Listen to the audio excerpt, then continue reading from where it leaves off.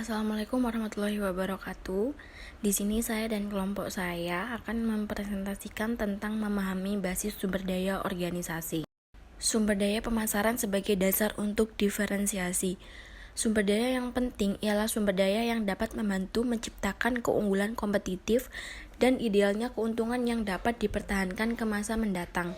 Jadi di dalam suatu perusahaan, sumber daya yang terpenting yaitu sumber daya yang dapat menciptakan keunggulan kompetitif di dalam perusahaan tersebut dan dapat dilakukan secara terus-menerus dan dapat dipertahankan untuk masa yang akan datang. Contohnya aja tuh di dalam suatu perusahaan dari segi pemasarannya atau sumber daya pemasarannya itu memiliki keunikan atau cara yang berbeda dalam memasarkannya sehingga dapat menjadi keunggulan kompetitif bagi perusahaan pesaing.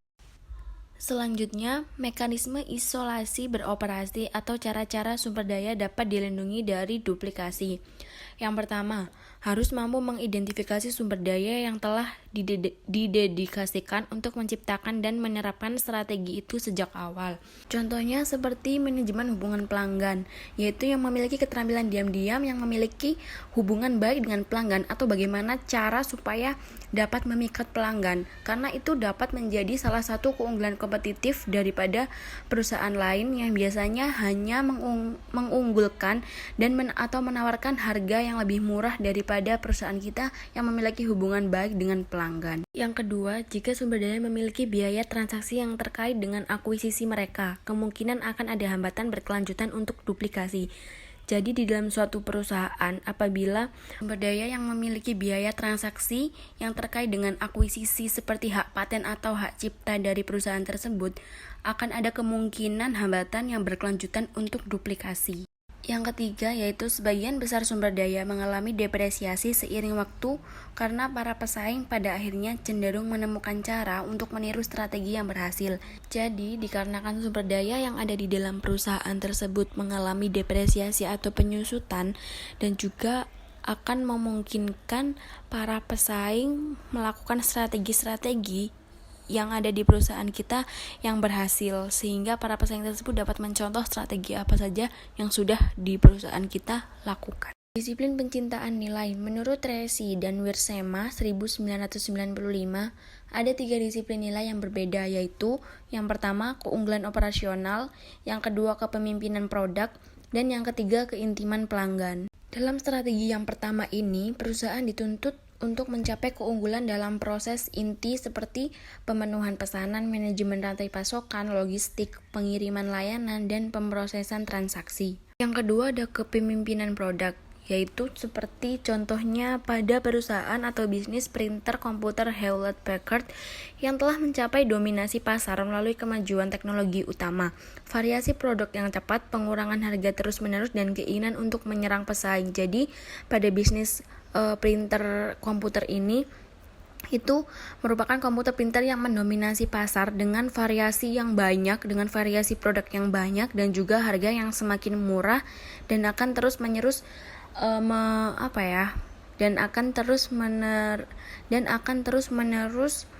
menyesuaikan keinginan pasar. Yang ketiga ada keintiman pelanggan, yaitu di mana perusahaan memberikan apa saja yang diinginkan pelanggan secara spesifik dalam hubungan yang dikembangkan. Seperti contoh pada PT Telkom yang menerapkan aplikasi CRM, sehingga customer pada PT Telkom itu dapat menjadi lebih puas dengan pelayanan yang diberikan oleh PT Telkom. Dan dengan adanya aplikasi CRM ini berupa customer care, pelanggan dapat mengadu tentang gangguan-gangguan produk Telkom, dan juga pelanggan juga dapat mengetahui informasi tentang produk-produk Telkom dan lain sebagainya. Menciptakan dan mengeksploitasi aset pemasaran. Aset pemasaran dapat dikelompokkan menjadi yang pertama aset berbasis pelanggan, yang kedua aset rantai pasokan, yang ketiga aset pendukung pemasaran, dan yang terakhir aset berbasis aliansi. Aset berbasis pelanggan yaitu apa yang dibutuhkan oleh pelanggan, bagaimana kebiasaan pelanggan, dan bagaimana sebuah perusahaan itu dapat mempertahankan hubungan baik dengan pelanggan. Tujuannya yaitu untuk memberikan kepuasan bagi pelanggan. Jadi di dalam perusahaan itu harus mengetahui bagaimana kebiasaan pelanggan. Kan ada pelanggan yang ketika membeli sebuah produk atau membeli sebuah barang di toko atau di tempat lainnya, itu ada yang ketika kita memilih-milih, ada yang pelanggan yang suka ketika ditemani oleh karyawan toko tersebut, atau ada pelanggan yang tidak suka diikuti oleh karyawan tersebut ketika memilih-memilih. Dan juga kita harus mengetahui apa saja yang dibutuhkan oleh pelanggan supaya perusahaan tersebut dapat memiliki hubungan baik dengan pelanggan, dan pelanggan tersebut akan membeli atau menjadi pelanggan tetap di dalam perusahaan. Yang kedua, ada aset rantai pasokan. Proses mengkoordinasi dan juga mengintegrasikan arus bahan-bahan, informasi, keuangan, dan layanan di dalam maupun antara perusahaan dalam rantai antara pemasok hingga konsumen.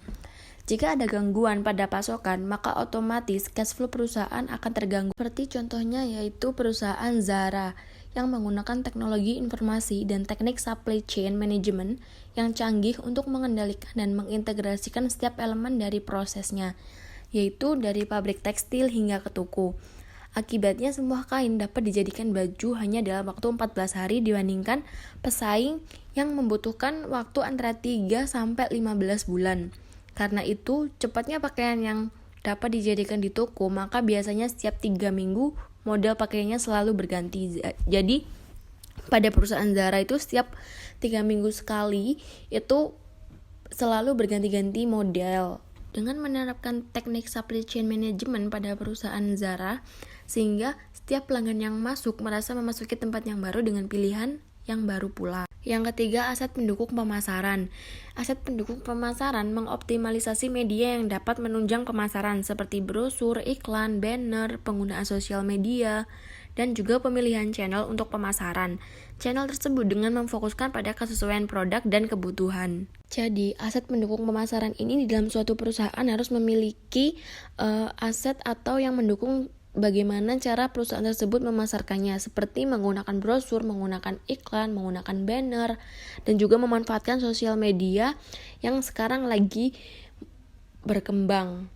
Dan juga dengan pemilihan channel yang tepat dengan memfokuskan pada kesesuaian produk dan kebutuhan. Jadi channel tersebut memfokuskan pada atau sesuai dengan produk yang dihasilkan oleh perusahaan kita saat ini. Yang terakhir ada aset berbasis aliansi. Aliansi sendiri merupakan gabungan antara dua kelompok menjadi satu dengan tujuan untuk menjalankan kegiatan menjadi lebih baik karena adanya kerjasama di antara mereka. Kerjasama tersebut dilakukan untuk mendapatkan hasil yang lebih besar daripada sebelumnya. Contoh pada perusahaan Nissan dan juga perusahaan Mitsubishi. Perusahaan Nissan akan mengambil saham pada perusahaan Mitsubishi senilai 34% untuk mengembangkan kerjasama dalam pembelian, platform kendaraan, berbagai teknologi dan utilisasi pabrik, serta meningkatkan pasar pesaing pada masing-masing perusahaan. Slide selanjutnya mengenai aset pemasaran berbasis pelanggan. Di sini disebut dengan aset perusahaan yang dinilai oleh pelanggan atau pelanggan potensial baik berwujud atau tidak berwujud. Nah, seringkali mereka berada di tangan pelanggan dan memang pada dasarnya ini adalah tidak berwujud. Namun, ini bisa menjadi salah satu masalah terpenting dalam membangun daya saing di pasar. Di dalam aset pemasaran berbasis pelanggan ini ada beberapa contoh. Yang pertama ada nama dan reputasi perusahaan.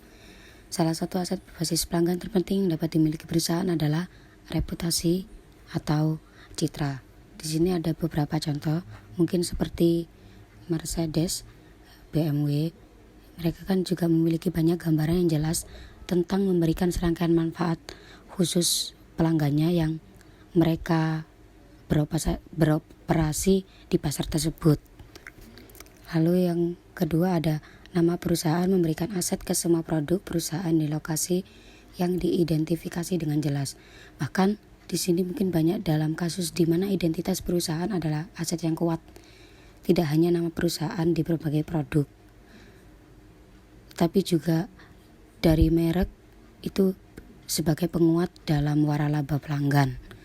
Lalu yang ketiga ada citra dan reputasi dapat menjadi aset atau liabilitas negatif. Nah, di sini apa yang Anda pikirkan tentang kualitas produk Anda mungkin jauh lebih maju. Nah, di sini saya akan menceritakan di sebuah survei tahun 1996 oleh Ogilvy dan Mather menemukan bahwa banyak konsumen bisnis menunjukkan bahwa pembersihan ujung skala Marks dan Spencer, sepatu boot, Virgin Atlantic, Cadbury, Body, toko-toko dan perusahaan lain menempati ujung lain dari skala dengan Camelot. Nah, di sini mungkin dari keseriusan masalah ini ditekankan oleh bukti bahwa konsumen semakin enggan berurusan dengan perusahaan yang mereka anggap tidak etis. Merek, dari kesadaran dan penggunaan merek adalah jantung dari banyak ide pemasaran. Nah, misalnya Interbrand Agency melaporkan setiap tahun 10 nama merek paling berharga di dunia. Nah, di sini akan menunjukkan tabel. Di sini ada tahun 1990 yang nomor 1 adalah perusahaan Coca-Cola. Lalu di tahun 1996 ada McDonald's. Tahun 2001 Coca-Cola lagi. Lalu tahun 2006 sampai seterusnya tetap Coca-Cola. Nah, tidak mengherankan merek-merek Amerika menempati urutan teratas dalam daftar dengan 73% nilai di belakang peringkat merek global. Negara tertinggi berikutnya adalah Jepang sebesar 6%, diikuti oleh Jerman 6% dan Inggris 4%. Negara asal atau COO. Untuk perusahaan yang beroperasi di pasar internasional, identitas negara asal dapat berkontribusi sebagai aset atau kewajiban. Di sini sebagai contohnya adalah perusahaan Jepang memiliki reputasi tinggi untuk kualitas dan nilai uang. Juga dibuat di Hong Kong atau Taiwan, tetapi masih memberi kesan benar atau salah tentang pengerjaan yang buruk dan bahannya yang murah-murah. Lalu yang selanjutnya ada produk-produk Inggris seperti tukang cukur, bengkel, dan sepatu gereja sedang menikmati Renaissance di Amerika Serikat dengan citra Inggris tercinta di pasar ini. Di sini ada contohnya, anggur Prancis diakui secara internasional dan menawarkan harga premium. Nah, bahkan anggur di beberapa bagian Prancis dapat memesan premium sebelum mencicipi. Perlu dicatat bahwa anggur Australia itu lebih bergantung pada promosi varietas anggur seperti mungkin Pinot Noir dan Chardonnay itu. Nah, sementara anggur Prancis mempromosikan lokalitasnya. Menariknya, Prancis dianggap sebagai negara yang sangat arogan oleh konsumen Amerika Utara. Tetapi anggur Prancis juga dapat memperoleh reputasi yang tinggi. Lalu yang kedua ada Selandia Baru telah menetapkan dirinya sebagai tujuan wisata menyusul kesuksesan film Lord of the Rings. Nah, pada saat ini penekanannya adalah pada pemasaran makanan dan anggur nasional. Merek vodka mewah di bawah usia 42 dijual berdasarkan reputasi murni Selandia Baru.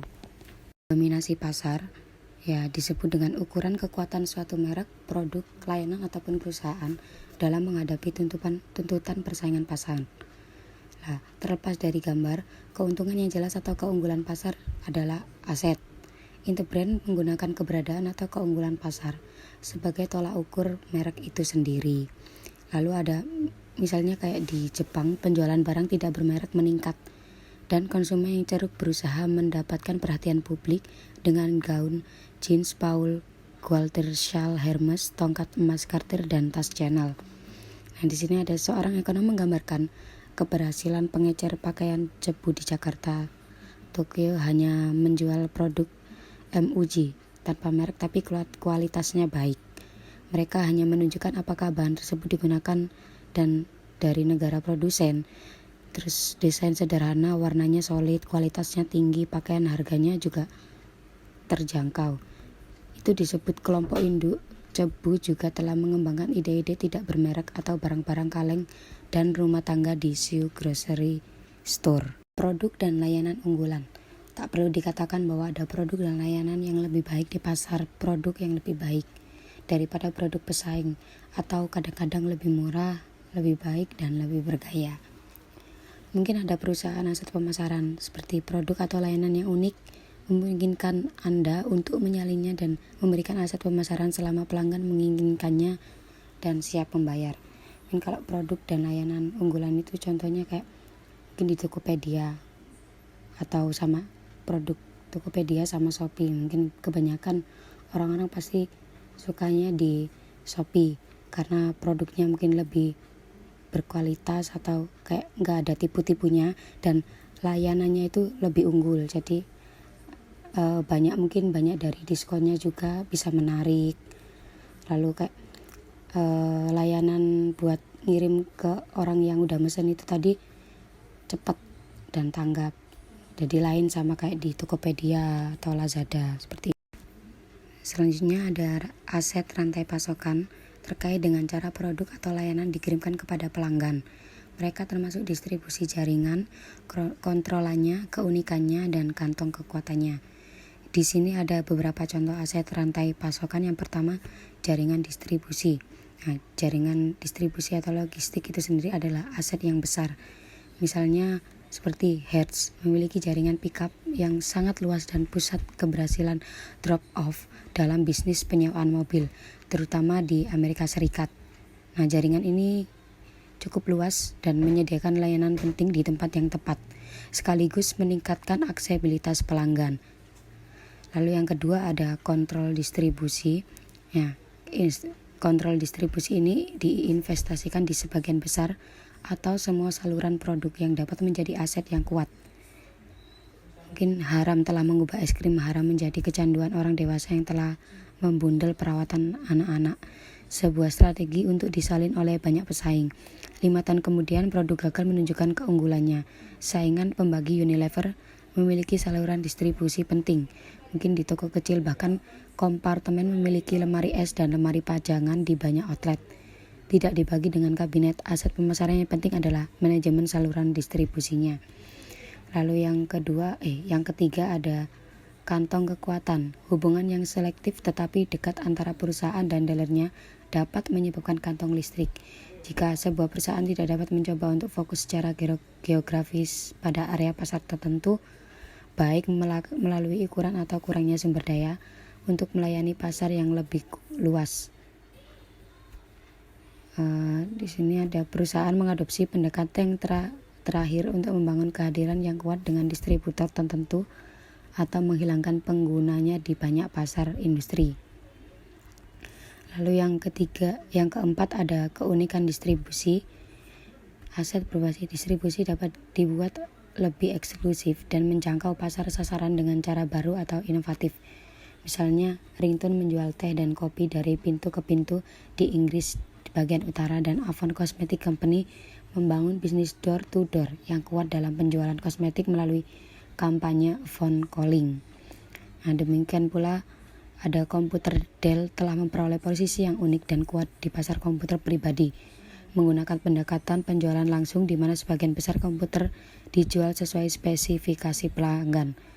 Perubahan jauh lebih cepat. Pasar Dell tumbuh 50% setiap tahun dan 20% setiap tahun pada pertengahan 1990-an. Mereka adalah produsen komputer terbesar kelima di dunia. Lalu yang kelima ada waktu pengiriman dan keamanan pasokan. Adalah fungsi dari setidaknya 3 faktor utama. Yang pertama, lokasi fisik, sistem produksi, dan pemesanan sesuai dengan kebijakan pengiriman perusahaan. Untuk memperburuk banyak situasi, kemampuan untuk bereaksi dengan cepat tanpa mengurangi kualitas lebih penting. Secara sengaja membangun kemampuan respon cepat adalah aset pemasaran yang penting. Lalu yang keenam ada jaringan pemasok. Di sisi lain dari rantai pasokan, hubungan yang dikembangkan dengan baik atau kepemilikan dengan pemasok untuk dapat menjadi aset pemasaran yang penting. Bisa memastikan bahwa pasokan bahan baku atau produk setengah jadi yang berkelanjutan memenuhi standar yang diperlakukan untuk harga yang dinegosiasikan. Mungkin misalnya seperti produk mobil Jepang, Nissan, mengoperasikan rantai pasokan terkomputerisasi dan bermitra dengan pemasok dan distributor. Perusahaan mengklaim bahwa jumlah pelanggan yang mendapatkan spesifikasi mobil persis yang mereka inginkan. Selanjutnya ada aset pendukung pemasaran internal. Sumber daya menjadi aset ketika digunakan secara aktif untuk meningkatkan organisasi kinerja di pasar. Berikut contoh-contohnya. Yang pertama ada keuntungan biaya. Dengan teknologi baru, Anda dapat menerjemahkan efek skala ekonomi atau kurva empiris menjadi harga yang lebih rendah untuk produk dan layanan di pasar dengan efisiensi yang lebih besar daripada pesaing. Misalnya, jika pasar sensitif terhadap harga, seperti komoditas, harga yang lebih rendah bisa menjadi aset besar. Di pasar lain di mana harga kurang penting, biaya keuntungan tidak dapat diterjemahkan ke dalam aset pemasaran. Sebaliknya, mereka digunakan untuk memberikan tepi yang lebih baik. Lalu yang kedua ada sistem informasi dan intelijen pasar. Sistem informasi dan riset pemasaran sistematis adalah aset berharga yang membuat perusahaan mendapat informasi tentang pelanggan dan pesaing di Indonesia.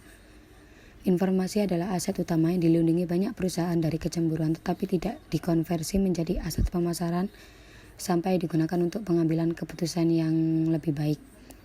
Dari catatan khususnya adalah penggunaan data warehouse untuk informasi pelanggan, dikumpulkan sebagai bagian dari rencana loyalitas atau proses pembelian, dan mengembangkan penawaran yang sangat khusus kepada pelanggan berdasarkan minat dan karakteristik inti mereka. Inilah sebabnya Virgin Atlantic mengetahui koran dan kursi yang disukai oleh pilot. Mungkin pemilik gudang informasi dapat lebih memahami pelanggan mereka daripada pesaing mereka dan menciptakan strategi pemasaran yang memanfaatkan sumber daya ini sebagai fitur yang berbeda. Sebagai contoh, serangan Nestle terhadap pasar pasta Inggris meliputi pusat-pusat informasi utama di sekitar anak perusahaan Vitoni, termasuk membangun basis informasi yang besar bagi konsumen yang tertarik dengan masakan Italia tradisional dan meluncurkan Casa Buttoni Club. Kegiatan membangun merek dimasukkan untuk mengatasi masalah pasar di mana konsumen tidak dididik tentang produk pasta dan bingung oleh varietas yang ditawarkan mereka, dan masalah yang terputus dari konsumen oleh pengecer.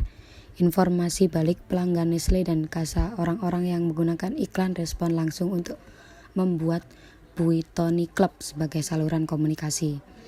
Pasarkan wilayah yang dipilih dan aktifkan pemasaran 1 lawan 1. Lalu yang ketiga, pasar pelanggan yang ada. Aset utama bagi banyak perusahaan adalah basis pelanggan yang ada. Kehadiran inti pelanggan yang puas dapat memberikan peluang signifikan untuk pertumbuhan lebih lanjut, terutama ketika bisnis berhadapan dengan bisnis berulang untuk konsumen dan industri. Lalu yang selanjutnya, kemampuan teknologi. Jenis dan tingkat teknologi yang digunakan oleh suatu organisasi dapat menjadi aset tambahan. Keunggulan teknis dapat membantu mengurangi biaya atau meningkatkan kualitas produk. Mungkin sebagai contohnya, tingkat pertumbuhan yang tinggi dari perusahaan seperti Almersham International itu mengkhususkan diri dalam produk medis berteknologi tinggi untuk diagnosis kanker. Nah, berada di depan persaingan dalam membangun produk baru, tetapi merupakan zat yang sangat beracun di seluruh dunia. Kemampuan untuk mengirim banyak produk radioaktif dan zat berbahaya ke seluruh dunia dengan aman.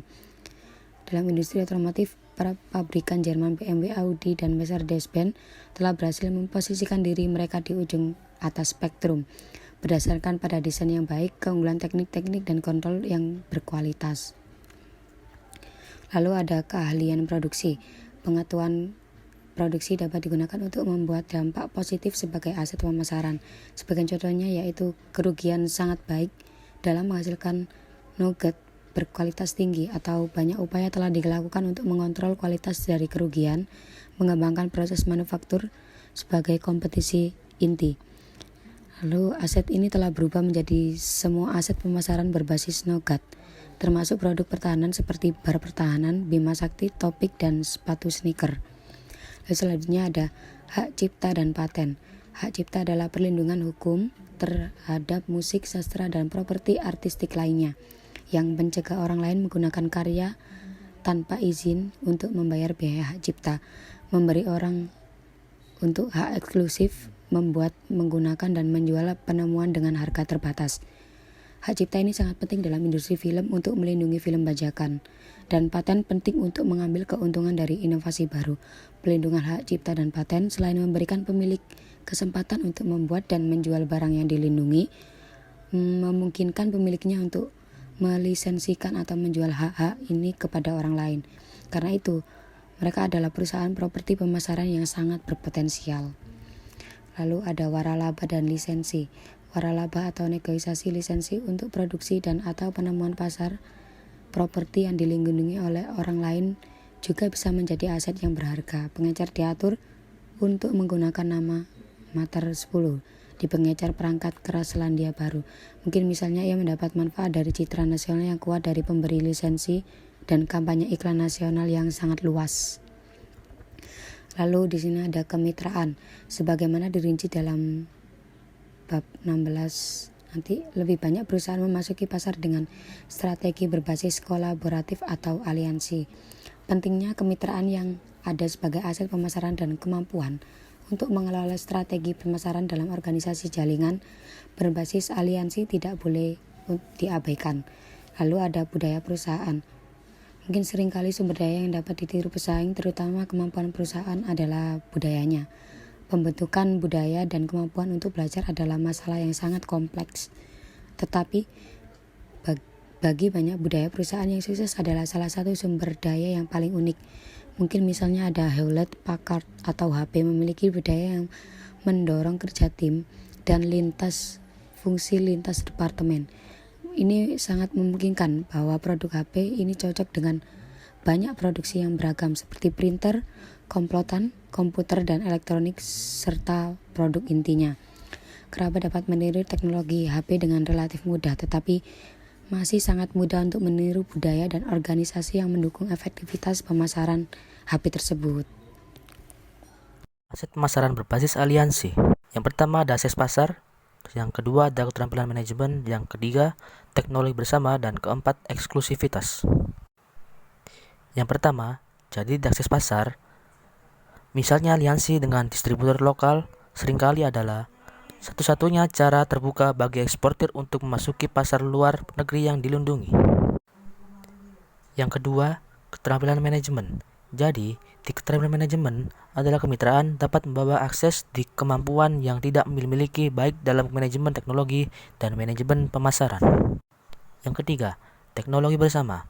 Jadi, di teknologi bersama merupakan aliansi seringkali menjadi dasar untuk berbagi dan menggabungkan teknologi untuk menciptakan penawaran pasar dengan nilai pelanggan yang lebih tinggi yang tidak dapat dicapai oleh kedua mitra sendirian. Yang keempat, eksklusivitas. Jadi, di eksklusivitas ini, kemitraan dapat menciptakan kondisi monopolistik, misalnya dengan hubungan dekat antara McDonald dan Coca-Cola, menyangkal akses ke ini outlet untuk produsen cola yang lainnya. Mengembangkan kemampuan pemasaran. Kemampuan pemasaran adalah kemampuan implementasi yang efektif, kemampuan untuk menerapkan kegiatan bauran, pemasaran, seperti promosi, penjualan pribadi, publik, dan hubungan penawar harga, penawaran khusus kepada pelanggan, desain ulang, kemasan, dan sebagainya. Jadi, artinya, kekuatan pasar kemampuan perusahaan untuk secara menguntungkan menaikkan harga pasar, barang atau jasa atas biaya marginal. Di pasar persaingan sempurna, pelaku pasar tidak memiliki kekuatan pasar tersebut. Kemampuan manajemen produk dan layanan. Kemampuan manajemen produk dan layanan, kemampuan untuk mempengaruhi orang lain dalam organisasi, di mana kegiatan mereka bertambah pada kepuasan pelanggan, adalah dasar untuk efektif pemasaran. Ini melibatkan pengerjaan semua sumber daya, atau mungkin melintasi batas organisasi tradisional untuk memberikan nilai pelanggan. Dari contoh kemampuan manajemen produk dan layanan, kita dapat mencari contoh awal Procter & Gamble dan Unilever dalam merancang struktur organisasi mereka di sekitar produk dan layanan yang mereka tawarkan, atau merek produk dan manajer kategorinya untuk memastikan bahwa beragam kegiatan seperti desain produk, pengemasan, harga, promosi, dan jaringan distribusi yang digunakan untuk semuanya digabung secara efektif. Kemampuan iklan promosi dan penjualan. Di kemampuan iklan promosi dan penjualan adalah mengelola proses komunikasi dan kampanye, memutuskan campuran pendekatan untuk digunakan, dan mengevaluasi efektivitas komunikasi adalah kemampuan pasar yang penting. Jadi, kegiatan ini merencanakan implementasi dan pengendalian komunikasi dari suatu organisasi kepada konsumen serta sasaran lainnya.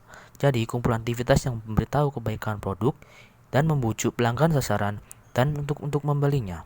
Promosi dapat dikategorikan sebagai komponen dalam campuran pemasaran yang menekankan teknik yang berkesan untuk menjual produk. Kemampuan distribusi.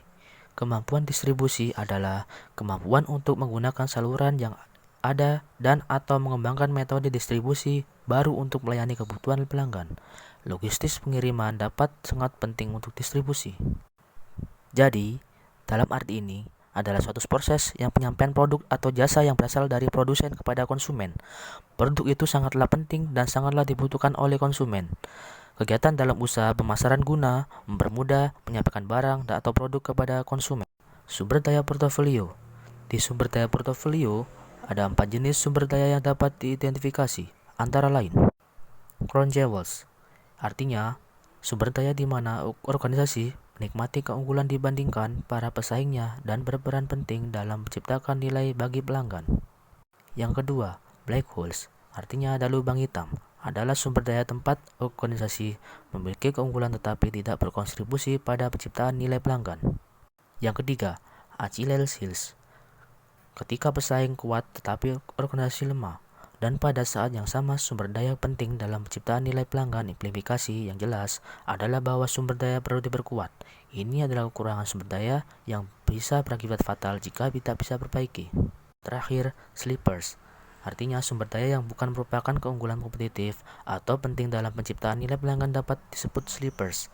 Mereka tidak penting hari ini, tetapi manajer perlu diperhatikan bahwa mereka tidak menjadi lebih penting di masa depan. Mengembangkan daya pengeksploitasi sumber daya. Mengembangkan dan mengeksplorasi sumber daya ini adalah suatu tindakan yang bertujuan untuk mengambil keuntungan atau memanfaatkan suatu cara berlebihan dan berwenang-wenang.